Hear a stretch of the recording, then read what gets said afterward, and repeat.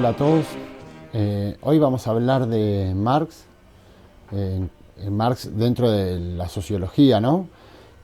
Teniendo en cuenta de que Marx es un filósofo, economista, periodista y sociólogo. Vamos a ver la fase sociológica de Marx. Para eso tenemos que contextualizarlo, ¿no? Saber de dónde viene. Marx nace en 1818 en Prusia. Decimos que es un filósofo alemán porque Prusia es lo que después va a terminar siendo Alemania cuando se unifique en 1871. Por lo tanto, se considera que es alemán. En 1830 va a presenciar una de las primeras crisis del capitalismo, lo que lo hace empezar a estudiar sobre este sistema y pensarlo en cómo venía siendo. Por eso analiza el capitalismo y lo critica, ¿no? Él es un discípulo de otro gran filósofo alemán, que es Hegel, aunque después termina siendo bastante crítico porque Hegel es idealista y Marx es materialista. Entonces, pero aún así va a tomar el método dialéctico de Hegel.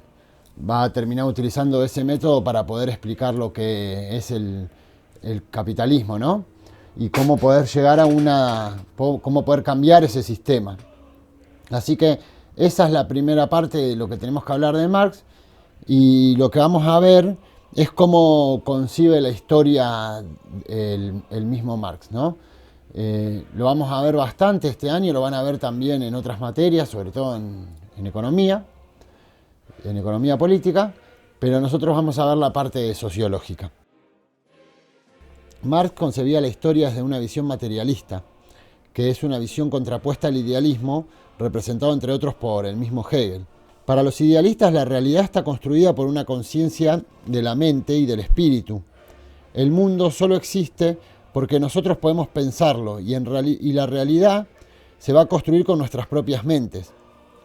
Es como que nada existe más allá de nosotros, o en realidad las cosas no existen si no hay nadie que las piense. Digamos que para el idealismo la propia conciencia es la única certeza. Todo lo demás está procesado por nuestra conciencia. Esa es una concepción que Marx no acepta. Él cree en el materialismo, o sea, cree que existe la realidad fuera de nuestra conciencia. El mundo material existe con sus propias reglas y características. Para el materialismo el mundo se conoce por la experiencia y por la comprobación. Es un pensamiento diametralmente opuesto al idealismo. Y ese pensamiento es el que predominó por gran parte del siglo XIX. Lo que no tenemos que hacer es confundir el materialismo como concepto filosófico con el deseo de tener cosas materiales. O sea, no se trata del materialismo como lo usamos hoy en día, sino que hay que pensarlo desde un punto de vista de creer que el mundo es material, por lo tanto es materia. Para entender la historia hay que aceptar dos realidades fundamentales. Primero, el mundo y las sociedades humanas están en constante cambio. Segundo, es la realidad material la que condiciona nuestro pensamiento y el actuar social. El materialismo histórico estudia el cambio de las sociedades a través del tiempo. Esas sociedades que son dialécticas y están en constante cambio. Pone especial atención en las relaciones sociales, las bases materiales y los enfrentamientos dentro de estas relaciones sociales. Así, las causas de todas las transformaciones históricas no se encontraban en los cambios de ideas de los hombres, sino que giraban en torno al poder social y económico de las clases, las cuales a su vez nacían y existían de las condiciones materiales. Lo que identifica al ser humano es la forma en que modifica e interviene la naturaleza para adaptarla a sus necesidades, o sea, el trabajo que es colaborativo o social. Todo eso da origen a la organización social de la producción. Digamos que Marx parte de la base de que todos somos seres sociales. Otra de las teorías de Marx es que en la historia se dieron 4 modos de producción. El primero es el modo tribal, el segundo va a ser el modo esclavista, el tercero es el modo de propiedad feudal y el último es el modo de producción capitalista. Vamos a ver primero cuál es el modo tribal. El modo tribal es el de la prehistoria, ¿no? En donde la producción está en manos de todos y es para todos. O sea, los medios de propiedad pertenecen a la sociedad.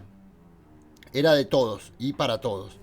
El segundo modo es el esclavista, que es el que se da en la antigua Grecia, por ejemplo, ¿no? En donde el esclavo es el que trabaja para los amos, ¿no? El amo es el dueño de todas las fuerzas productivas, o sea, es el dueño de la mano de obra y de los medios. El tercer modo es el de la propiedad feudal, con siervos asociados que producían lo agrícola, mientras que la producción era del señor feudal. Los siervos reciben a cambio de esa producción casa y pequeñas parcelas de tierra para el sustento de sus propias familias. El siervo es libre a comparación de aquellos esclavos de Grecia, pero está atado a la tierra que trabaja. Y el último modo, que es el que nos interesa pensar, es el modo de producción capitalista, en donde se da la propiedad privada de los medios de producción y un sistema estatal jurídico que lo avala. Hay una gran división entre los que poseen los medios de producción, o sea, los capitalistas o burgueses, y los que poseen la fuerza de trabajo, o sea, el proletariado o trabajador. El trabajador vende su fuerza de trabajo, que es su único capital. Esto lo hace por un salario, y ese salario no está relacionado con el nivel de su propia producción. En teoría, el trabajador es libre, porque puede elegir a dónde vender su fuerza de trabajo. Digo en teoría porque las condiciones del mercado muchas veces no dejan elegir. Y por otro lado tenemos que pensar, como último en esta parte de la teoría, es en la mercancía. La mercancía tiene un valor de uso y un valor de cambio, pero también tiene un valor en tiempo, o sea que vale por el tiempo que se necesita para producirla. En el mundo capitalista, el trabajador es mercancía laboral. Por eso el capitalista lo considera como un costo más. También tenemos que hablar de otro concepto muy importante de Marx, que es la plusvalía. Pensemos en las horas que trabaja un trabajador. Solo una pequeña parte de esas horas las utilizan para producir, para que el capitalista pueda producir lo que le paga a ese trabajador, que es el salario. Durante el resto de la jornada produce lo que va a manos del capitalista. Con una parte de esa producción el capitalista va a cubrir los insumos necesarios y todo lo demás que se necesita para producir. La materia prima, también puede ser la energía que se utiliza, que es lo que paga el capitalista, y eso lo va a utilizar con una parte del trabajo. El resto del trabajo del trabajador va a ser ganancias para el capitalista. Esa ganancia es la plusvalía. Ahora bien, el capitalista tiende a maximizar sus ganancias. Uno de los mecanismos para que la plusvalía sea mayor es la extensión de la jornada laboral, porque cada hora de más que trabaja un trabajador aumenta la plusvalía para el capitalista, ya que durante las mismas horas el obrero produce lo necesario para cubrir su salario. Digamos que si antes cubría su salario con 2 horas diarias, lo seguirá haciendo con esas 2 horas diarias. Por lo tanto, su salario se va a seguir cubriendo con esas mismas 2 horas. Pero si su jornada se extiende, el empleador podrá quedarse con mayores ganancias por la cantidad de horas no pagas. Por lo tanto, si el trabajador trabaja, en vez de 8, trabaja 10 horas y con 2 horas cubre su salario, ahora va a tener 8 horas que van a ser para el capitalista. Es así que el capitalismo convierte al obrero en una mercancía. El capitalista compra esa mercancía y por eso quiere ocupar al máximo esa mercancía. Cuando llega al límite de las horas laborales, por distintos motivos, ¿no? Porque el trabajador ya no puede trabajar más que esas horas, o porque aparecen los sindicatos y limitan las horas laborales, o por las leyes, el capitalista va a tener la posibilidad de aumentar la plusvalía igual. ¿Y cómo va a ser para aumentar esa plusvalía? Bueno, 2 maneras diferentes. Una va a ser que el trabajador produzca más en el mismo tiempo que trabaja. Por lo tanto, va a presionar al trabajador para que haga más de lo que estaba haciendo antes. Esa es una de las formas de aumentar la plusvalía. Y otra de las formas va a ser introduciendo nuevas tecnologías, que con esas tecnologías se puedan producir más en menos tiempo, incluso hasta con menos trabajadores. Bueno, ¿cómo es esto de la plusvalía? Si bien es algo bastante complejo, vamos a tratar de simplificarlo. Hay que pensar en que el trabajador es mercancía para el burgués, para el capitalista, es considerado como una mercancía, por lo tanto hay que explotarlo lo máximo posible, hay que sacar el mayor provecho de esto. Entonces, ¿cómo se hace?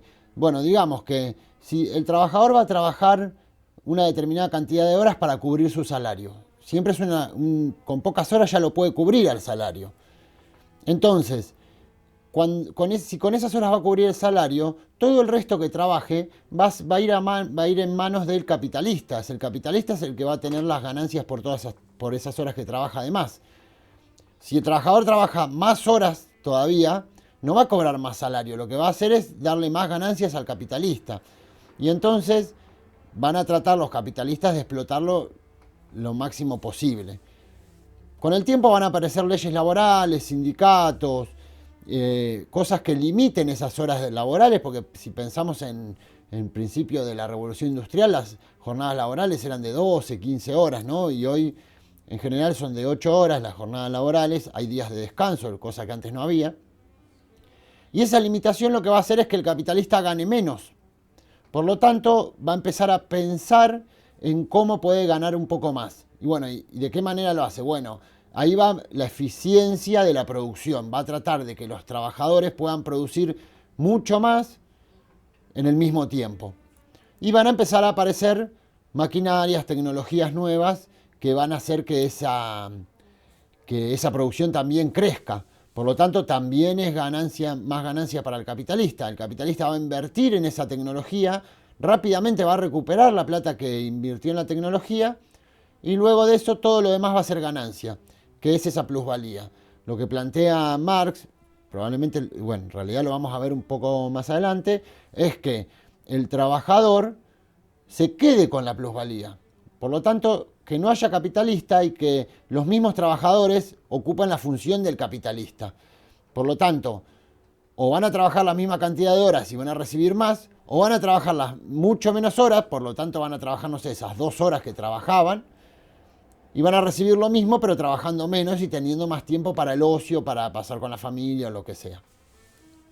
Esa es otra de las cosas que se va a dar o que va a pensar Marx en cuanto a lo que es la plusvalía. Ahora, volviendo a lo social, las clases no son individuos particulares, son clases sociales y son antagónicas con intereses contrapuestos, ya que hay una clase que domina para poder obtener el excedente de la producción, ¿no? En este caso sería la clase capitalista o la burguesa. Por otro lado, hay un sistema legal que avala toda esta situación. ¿Por qué se da esto? Porque el sistema capitalista, como un sistema económico, se da al mismo tiempo que el sistema político burgués, ¿no? Entonces utilizan el sistema político para poder avalar todo el sistema económico. Por eso siempre hablamos de la revolución industrial y la revolución francesa muy ligadas una con la otra, ¿no? Porque con la revolución industrial aparece el capitalista y el burgués, y con la revolución francesa el burgués y ese capitalista va a tomar el poder de decisión. Entonces todo el sistema jurídico va a avalar ese sistema capitalista. A partir de las revoluciones, una de las clases logra que sus intereses particulares sean vistos como intereses generales, ya que la clase dominante controla la política y todos los medios que llegan a las clases dominadas. En algún otro video seguramente vamos a ver a Gramsci, que él llamaría todo este proceso de hegemonía, ¿no? La hegemonía cultural manejada por las clases dominantes. Ahora, ¿cómo dominan los capitalistas a las clases subalternas? Lo hacen mediante lo que Marx llama superestructura, que se forma a partir del manejo de la economía, la religión, el Estado, el arte. Todo eso lo controla la burguesía. Si nos ponemos a pensar, una de las frases conocidas de Marx es que la religión es el opio de los pueblos, ¿no?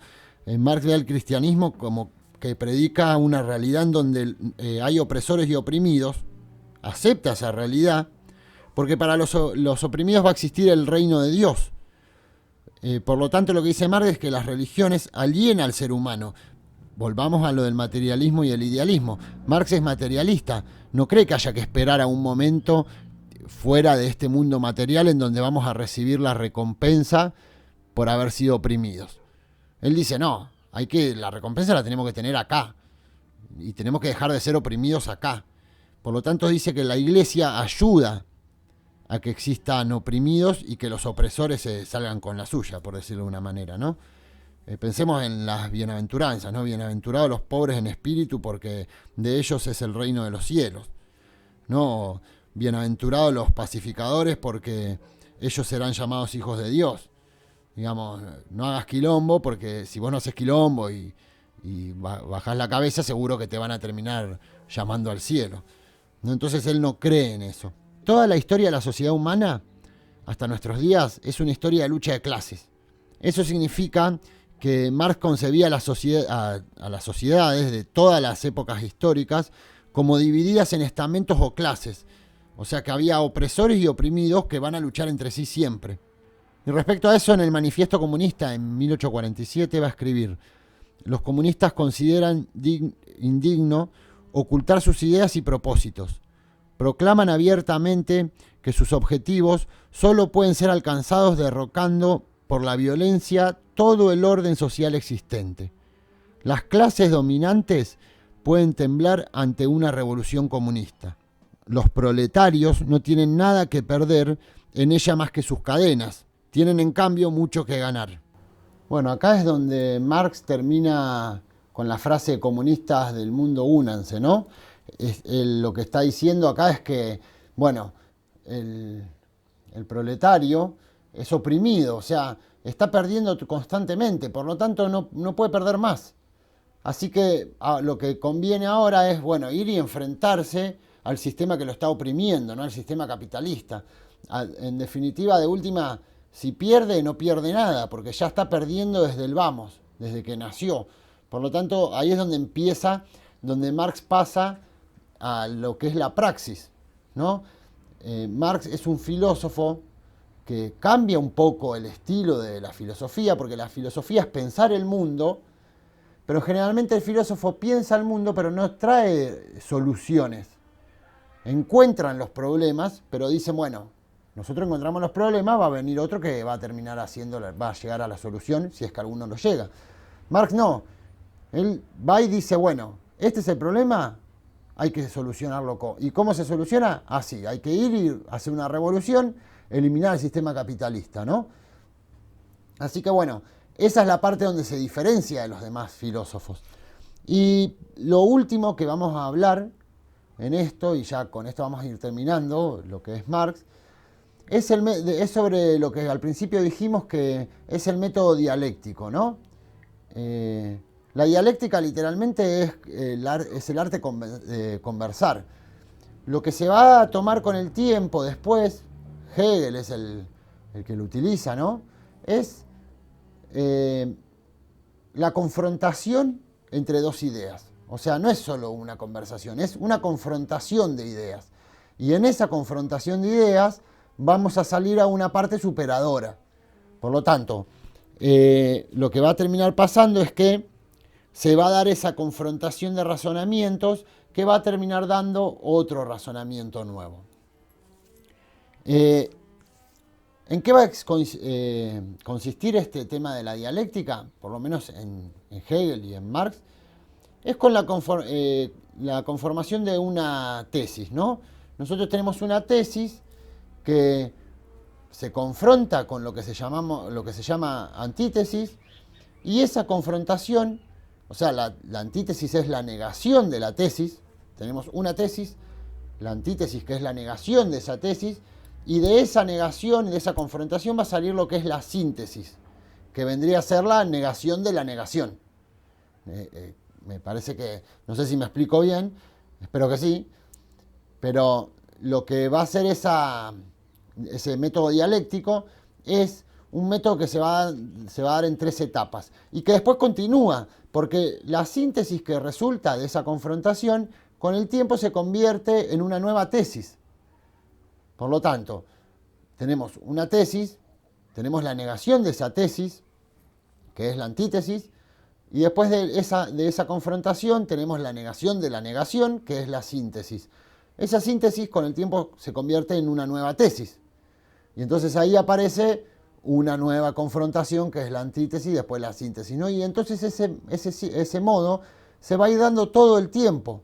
Por lo tanto, el progreso del ser humano y del mundo es dialéctica pura, ¿no?